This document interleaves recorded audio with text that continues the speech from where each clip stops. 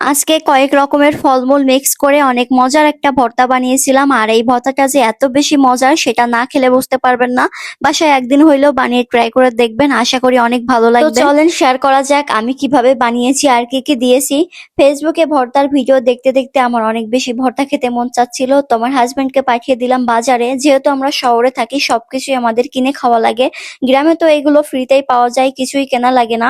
তো বাজারে গিয়ে আমার হাজবেন্ড আমার জন্য কাঁচা তেঁতুল, পাকা তেঁতুল, টমেটো, পেয়ারা, শসা, ধনেপাতা যা যা লাগে সবকিছু এনে দিয়েছে, বড় এনে দিয়েছে।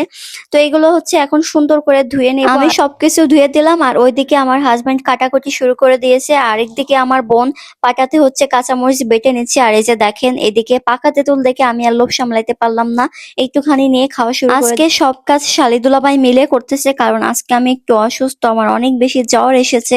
তো আজকে ওরা দুজন মিলেই কাজ করতেছে। একদিকে আমার হাজবেন্ড সবকিছু সুন্দর করে কেটে নিয়েছে, আর ওইদিকে আমার বোন পাটাতে হচ্ছে কাঁচা মরিচ আর বড়ইটা বেটে নিচ্ছে।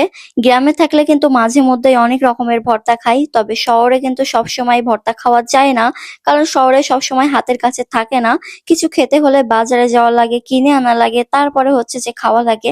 এই যে দেখেন, কথা বলতে বলতে আমাদের ভর্তা বানানো শেষ। এখন হচ্ছে যে লবণ আর একটু গুঁড়ামরিচ দিয়ে দিব। গুঁড়ামরিচটা দেওয়ার পরে অনেক বেশি মজা লাগে খেতে। এখানে কাঁচা মরিচ দিয়েছিলাম, সাথে হচ্ছে যে গুঁড়ামরিচও দিয়েছিলাম। এদিকে আমাকে একটু দিয়েছিল চেক করার জন্য যে লবণ হয়েছে কিনা। আমার হাজবেন্ড সুন্দর করে ভর্তা মাখাচ্ছিল, আর পাশে বসে আমি শুধু বলতেছিলাম যে কখন হবে আর কখন খাবো।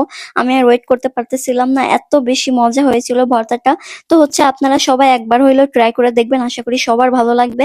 আর সবাই আমার পেজটাকে লাইক, ফলো দিয়ে রাখবেন। ভিডিওটি দেখার জন্য সবাইকে ধন্যবাদ। আল্লাহ হাফেজ।